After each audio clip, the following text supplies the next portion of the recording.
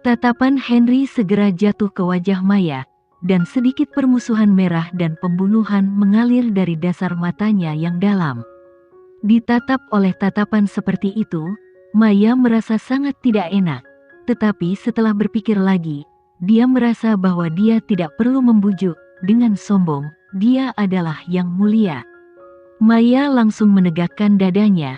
Henry, sekarang hanya aku yang bisa menyelamatkan Amelia. Sebelum Maya selesai berbicara, tiba-tiba Henry mengulurkan telapak tangannya yang besar dan meraih leher Maya. Maya langsung merasa sulit bernafas.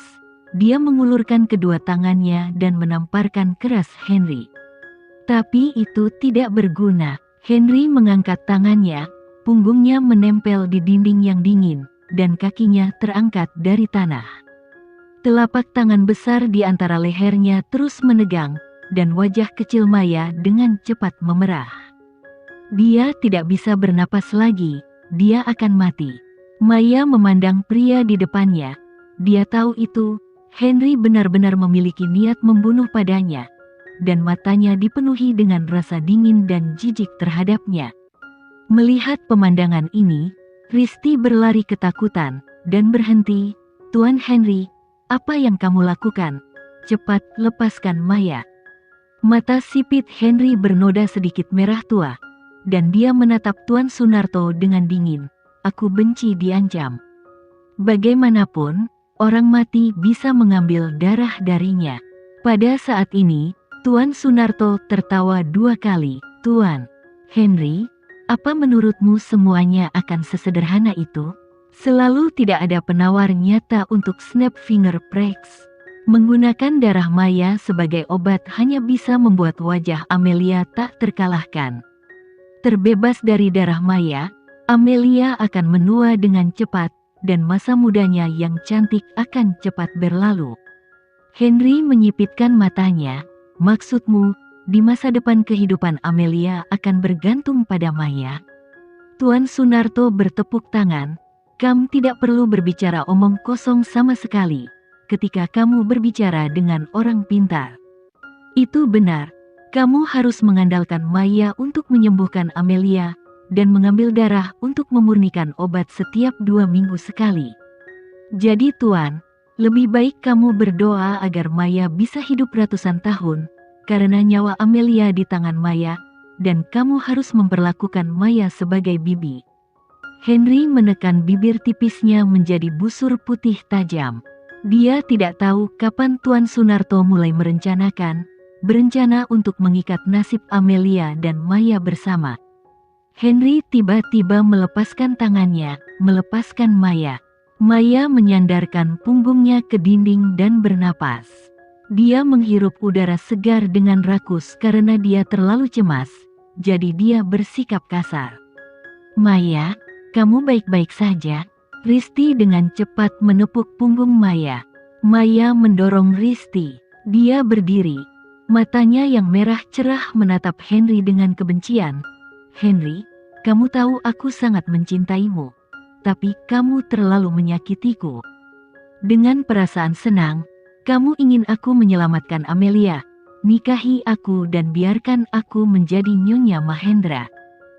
Maya menawarkan persyaratannya sendiri. Dia akan menyelamatkan Amelia dan Henry harus menikahinya. Henry menatap Maya dengan dingin. Senyumnya dipenuhi dengan penghinaan padanya. Dia tidak mengatakan sepatah kata pun, tetapi wajah Maya menjadi pucat, dan dia merasa bahwa dia telah dipermalukan secara ekstrim oleh mata Henry. Pada saat ini, Henry langsung pergi dari sini. Tidak ada jawaban yang diberikan padanya. Pak Sunarto bangkit dan berkata, "Maya, jangan khawatir, Henry akan segera meneleponmu. Tunggu saja jadi istrinya." Maya tidak takut. Bagaimanapun, jika Henry tidak menikahinya, Amelia nyawanya tidak terselamatkan. Saat ini Pak Sunarto sudah pergi. "Ayo pergi Maya, kita bisa keluar. Ayahmu ada di sini untuk menjemputmu." Begitu Maya mendengar bahwa ayahnya sendiri telah tiba, matanya bersinar, dan dia mengikuti Tuan Sunarto dan pergi tanpa menoleh ke belakang. "Kakek, ayo kita keluar dengan cepat. Saya ingin melihat ayah saya." "Maya, ayah!" teriak Risti dari belakang. Tapi kedua orang itu sudah keluar, dan pintu ditutup dengan suara keras, menutupnya di dalam. Risti duduk lemas di kursi. Dia sudah melihat banyak hal pada akhirnya, tetapi ayahnya dan Maya masih bingung. Menggunakan darah Maya untuk menyelamatkan Amelia, bukankah ini melukai tubuh Maya? Kini Maya sudah terdorong ke tepi tebing. Begitu sesuatu terjadi, Maya akan menjadi orang pertama yang melarikan diri. Apakah ini bagus untuk Maya? Baik pemimpin Sulawesi maupun Tuan Sunarto tidak benar-benar mempertimbangkan Maya. Mereka semua menganggap Maya sebagai pion, umpan untuk membalaskan dendam Amelia. Konyolnya, Maya sama sekali tidak menyadarinya, dan ibunya telah ditinggalkan olehnya, dan dia tidak akan pernah mendengarkan apapun yang diucapkan Maya. Risti tiba-tiba berpikir bahwa semua ini untuk Amelia. Mungkinkah pemimpin Sulawesi yang misterius dan Dewi sedang berlibur? Henry berjalan keluar, lalu sosok tampan dan ningrat muncul di hadapannya, Johan. Johan melirik Henry. Keduanya tidak berbicara, tetapi Johan sudah bisa menebaknya. Dia berkata, "Apakah kamu akan menikahi Maya?" Henry menjawab, "Apakah saya punya pilihan?" "Johan, Amelia sudah mapan, dan karakter Amelia sangat dikenal oleh kamu dan saya." Henry tidak berbicara. Pada saat ini, beberapa mobil mewah anti peluru berlari masuk dan kemudian berhenti. Sekelompok pria terlatih berbaju hitam berjalan keluar, dengan hormat menjaga kedua sisi, dan versi panjang terakhir dari mobil mewah hitam itu perlahan sampai berhenti di tengah. Pintunya tidak terbuka, dan film mobil hitam yang mahal tidak dapat dilihat di dalam, jadi mereka tidak tahu siapa yang ada di dalam mobil. Tapi konvoi seperti itu telah menarik perhatian semua orang. Johan dan Henry juga melihat ke atas, dan mata sipit Henry yang dalam menatap ke arah orang-orang berbaju hitam. Ini semua adalah pensiunan tentara bayaran dengan daya tembak penuh dan cukup berbahaya. "Ayah mertua, apakah kamu tahu siapa yang ada di dalam mobil?" Henry bertanya. Hanya ada segelintir tokoh besar di ibu kota Makassar ini, dan Henry mengetahui semuanya. Tetapi dia belum pernah melihat atau mendengar orang seperti itu. Johan berdiri diam di tempat. Matanya yang tajam tertuju pada mobil mewah hitam di tengah. Dia sudah merasa ada seseorang di dalam, menatapnya. Menembus kaca jendela mobil, Johan tampak memandang orang itu dalam diam. Dia mengangkat bibir tipisnya, melihat plat nomor ini, sepertinya orang dari Sulawesi. Pokoknya, pendatangnya tidak bagus. Saat ini, 2 langkah kaki datang dari belakang, dan Tuan Sunarto keluar bersama Maya. Tuan Sunarto menatap Johan dan Henry dan tersenyum penuh kemenangan. Lalu dia dengan cepat melangkah ke depan, berjalan ke sisi mobil mewah hitam di tengah, dan mengetuk pintu belakang. Tubuh Tuan Sunarto membungkuk, dan jelas terlihat bahwa dia kagum pada orang-orang di dalam mobil mewah itu. Saat ini, pintu belakang terbuka dan seseorang keluar. Johan dan Henry memandang pria itu. Dia adalah seorang pria paruh baya berusia 40-an, tampan dan lahir kokoh. "Ayah." Pada saat ini, ada tangisan hangat dan penuh kasih sayang di telinga. Maya berlari, dan bergegas ke pelukan pria itu. Hendra mengulurkan tangannya untuk memeluk Maya, dan menyentuh kepala Maya dengan penuh kasih sayang.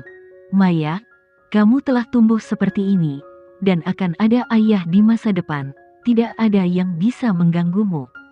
Maya tidak memiliki rasa keanehan atau jarak. Dia memegang lengan Hendra dan bertingkah seperti bayi.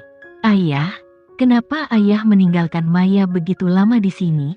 Henry melirik Johan yang ada di sampingnya. "Ayah mertua, ternyata ini ayah kandung Maya." Johan tidak berbicara, karena saat ini, Hendra yang ada di hadapannya menatapnya dengan tangan memeluk Maya. Hendra menatapnya, lalu menunjukkan senyum jenaka dan berbahaya. Maya sudah memiliki ayah baru, jadi wajar saja dia tidak perlu lagi menyukai Johan. Dia dengan bangga bersandar di pelukan Hendra, lalu menatap Henry dan tersenyum. "Henry, aku menunggu panggilanmu." Hendra membawa Maya dan Tuan Sunarto ke dalam mobil, dan sederet mobil mewah kelas atas berjalan menjauh. Melihat bayang-bayang mobil yang sombong dan sombong, Hek mengangkat alis pedang heroiknya. "Ayah mertua, apakah kamu meninggalkan hutang romantis di luar tahun-tahun ini?" Orang itu hanya melihat kamu seolah-olah melihat dirinya sendiri. Saingan dalam cinta, sepertinya kamu tidur diam-diam dengan istri seseorang. Petik 2.